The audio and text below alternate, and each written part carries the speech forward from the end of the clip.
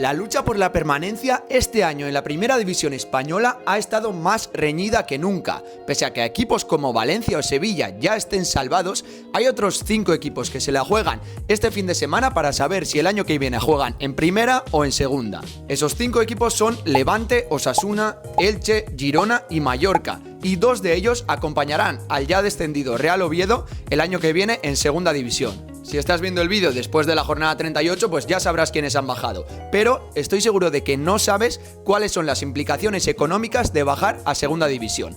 Te lo explico en este vídeo en estos 5 sencillos puntos, y además el último de ellos es clave para saber si el club que ha bajado va a ser sostenible en segunda división o no. El primero de ellos es la variación o la bajada de los ingresos operativos. Los ingresos operativos de cualquier equipo son las ventas de entradas, los patrocinios y los derechos televisivos, y cuando bajas a segunda cambian drásticamente. Para ilustrar esta variación vamos a utilizar el ejemplo del Cádiz según sus cuentas anuales oficiales. El Cádiz en la temporada 23-24 estaba en primera división, mientras que en la 24-25 estaba en segunda. La variación, por ejemplo, en la venta de entradas no fue tan notoria, solamente pasaron de 6 millones a 5 millones. En segunda, obviamente, vendes menos abonos anuales y las entradas son más baratas, por lo que, bueno, la venta de entradas varía ligeramente. Los patrocinadores pasa algo similar. También al estar en primera, las marcas te pagan más que al estar en segunda, obviamente porque tienen más visibilidad. Pero lo que cambia drásticamente son los derechos televisivos. Estando en primera, el Cádiz percibía por derechos televisivos de la Liga 46 millones de euros, mientras que en la segunda división solamente fueron 9 millones. Es decir, una variación de más de 35 millones solamente en derechos televisivos, lo que daba un total de la variación de ingresos operativos de 42 millones de euros, una bajada del más del 50% en los ingresos operativos. Los ingresos operativos no son los únicos ingresos del club, aunque sí que son los más importantes y los más estables, digamos, los que se repiten más o menos de año a año.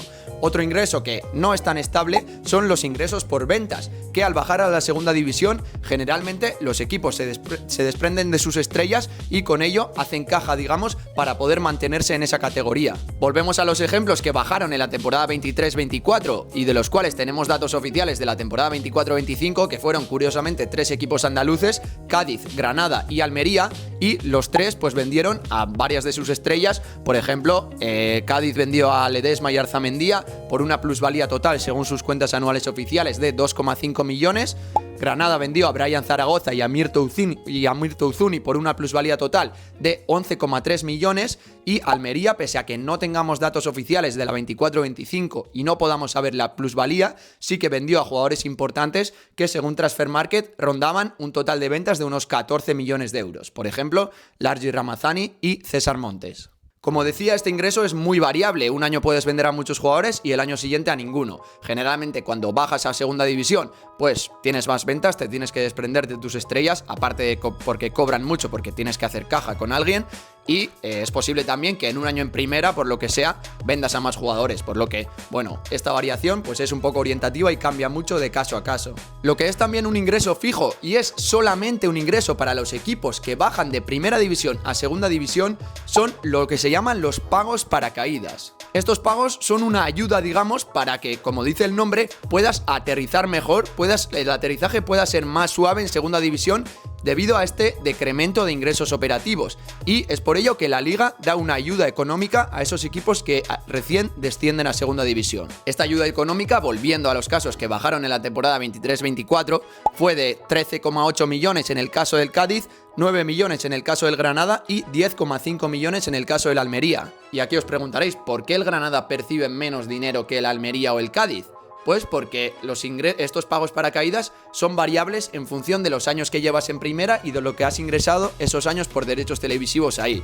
Os dejo los criterios completos en la descripción, pero básicamente, muy resumidamente, si llevas más años en primera y si has generado más dinero ahí, te dan más dinero por estos pagos paracaídas, ya que se supone que tu estructura es mayor y por lo tanto el aterrizaje va a ser aún más forzoso. Con esto, por ejemplo, el Cádiz consiguió, pues eso, que el aterrizaje fuera un poco menos forzoso, ya que la diferencia entre el total de ingresos operativos de un año a otro bajó en 42 millones de euros, pero con este pago paracaídas de 14 millones de euros, pues bueno, amortiza un poco esa caída, amortigua mejor dicho, esa caída de un año a otro. Y repito, el objetivo no es favorecer a los equipos, por ejemplo, que bajan de primera división a segunda división para que vuelvan a subir o para que siempre haya los mismos equipos en primera ni nada así.